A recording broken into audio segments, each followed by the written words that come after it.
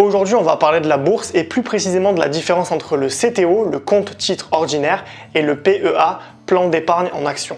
Quand on débute la bourse, c'est pas forcément évident de s'y retrouver parce qu'en fait, on va plutôt choisir la plateforme qui va nous convenir, la plateforme qui va nous sembler le mieux, plutôt que la forme du compte bancaire pour lequel on va investir des actions. Alors à court terme, il n'y a pas forcément de différence entre le CTO et le PEA, c'est plutôt au moment où on va vouloir retirer l'argent à long terme que ça va vraiment faire une différence significative au niveau des impositions, donc ce que l'État va récupérer sur vos bénéfices. Alors je sais bien que quand on commence la bourse, on n'a pas forcément envie de se mettre dans les termes techniques et c'est exactement ce que je ne vais pas faire. Je vais juste vous donner très clairement l'avantage du CTO et l'avantage du PEA pour que vous puissiez faire un choix rationnel selon des données très rationnelles elles aussi. Donc juste avant de t'expliquer la différence entre un CTO et un PEA, je me présente, je m'appelle Johan, je suis un ancien cadre dans le domaine du web marketing et aujourd'hui j'ai quitté le salariat, j'ai quitté le métro boulot dodo parce que je ne trouvais pas de sens à ma profession et aujourd'hui voilà, le but c'est vraiment d'aider les cadres qui sont désabusés du salariat à prendre leur indépendance et surtout à atteindre la liberté financière. Alors je ne parle pas d'une liberté financière de riche, de millionnaire, je ne suis pas millionnaire, je suis juste libre financièrement, c'est-à-dire que je génère assez d'argent par moi-même pour m'émanciper du système et pouvoir vivre sans travailler pour un patron. Voilà, c'est ce que je t'apprends. Donc si ça t'intéresse, si tu te retrouves dans cette description, je t'invite à t'abonner à la chaîne pour ne pas manquer les prochaines vidéos. Mais surtout t'inscrire aux emails privés, c'est dans la description.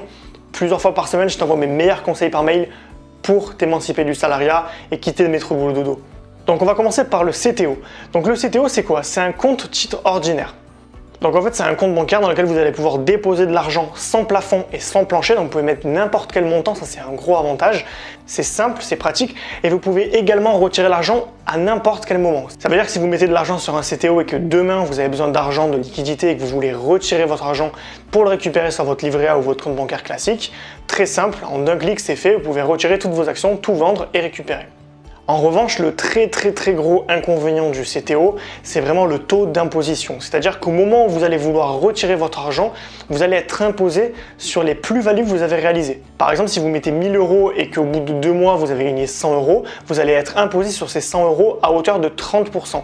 Donc vous allez avoir les cotisations sociales plus l'impôt sur le revenu. Et clairement, donner 30% de vos plus-values, c'est énorme, c'est juste énorme. Sur 100 €, ça correspond à 30 €, enfin quasiment, c'est un petit peu moins en vrai. Vous allez donner 30 € à l'État, c'est juste énorme sur vos plus-values. Alors imaginez sur des montants de 100 000, 200 000, 300 000 €, ça peut vite chiffrer très haut. Maintenant, voyons le PEA, le plan d'épargne en action. Alors le PEA, il est beaucoup moins flexible que le CTO, donc on peut beaucoup moins retirer, il y a des plafonds, tout ça. Par contre, c'est une niche fiscale, c'est une grosse niche fiscale, c'est-à-dire que le jour où vous allez retirer votre argent, vous allez retirer vos plus-values, vous allez être taxé beaucoup moins que le CTO. Et ça, donc, c'est vachement bien sur le long terme. Donc les deux points noirs du PEA. Pour commencer, on a le plafond. On est limité à 150 000 €. Alors, on a le temps de voir venir, 150 000 €, il faut les avoir, il faut les mettre, mais il faut savoir qu'on est limité et quand on fait de la bourse à long terme, souvent ce qu'on recherche, c'est les intérêts composés. C'est-à-dire que plus on va mettre d'argent, plus les bénéfices vont être réinvestis automatiquement et plus on va avoir un effet exponentiel. Sur 150 000 €, on peut avoir cet effet exponentiel, mais on va être vachement plus limité que si on était sur un CTO avec par exemple 300 000, 400 000 €. Donc ça, il faut le savoir, on est limité à 150 000 €.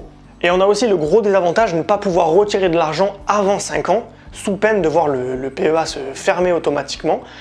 Et également de ne pas pouvoir vraiment retirer et d'avoir les avantages fiscaux avant 8 ans. C'est-à-dire qu'avant 8 ans, vous n'avez pas la totalité des avantages fiscaux que le PEA vous offre. Donc ça peut paraître rien comme ça, mais c'est quand même compliqué parce que quand vous mettez de l'argent sur un PEA, c'est de l'argent que vous allez forcément ne plus pouvoir toucher pendant 8 ans minimum. Donc tout l'argent que vous allez mettre sur le PEA, c'est pas de l'argent, c'est pas une épargne, vous n'allez pas pouvoir le récupérer rapidement. Et ça, c'est important de le savoir pour les coups durs. Vous ne pouvez pas mettre toute votre épargne dans un PEA pour la simple et bonne raison que si vous retirez votre argent, il est fermé et vous annulez totalement finalement vos bénéfices. Alors la petite astuce que je peux te donner si tu n'as pas l'intention d'investir en bourse tout de suite mais que tu veux le faire à moyen terme, c'est d'ouvrir un PEA immédiatement, aujourd'hui. Tu vas ouvrir ton PEA et tu vas mettre 10 € dessus.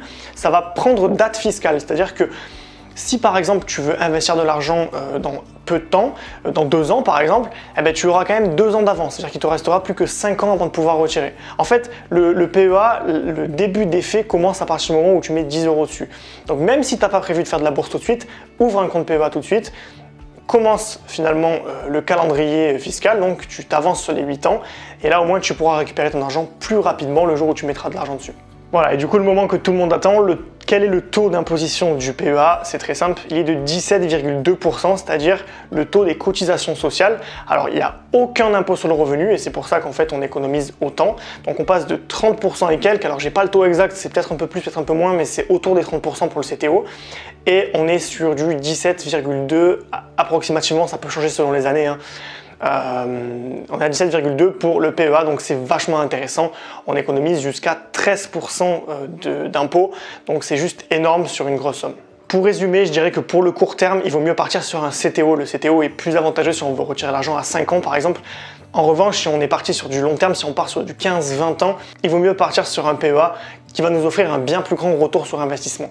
Voilà, c'est la fin de la vidéo, c'est très simple. Moi, je te conseille vraiment de partir sur du PEA si tu veux devenir libre financièrement et que tu as prévu d'investir dans la bourse pendant longtemps. Je t'invite à rejoindre les emails privés, le lien est dans la description. Plusieurs fois par semaine, comme je te disais, je t'envoie un mail pour apprendre à t'émanciper du système, quitter le métro boulot dodo et gagner en indépendance financière, géographique et temporelle. Et n'oublie pas de t'abonner à la chaîne si tu veux recevoir les prochaines.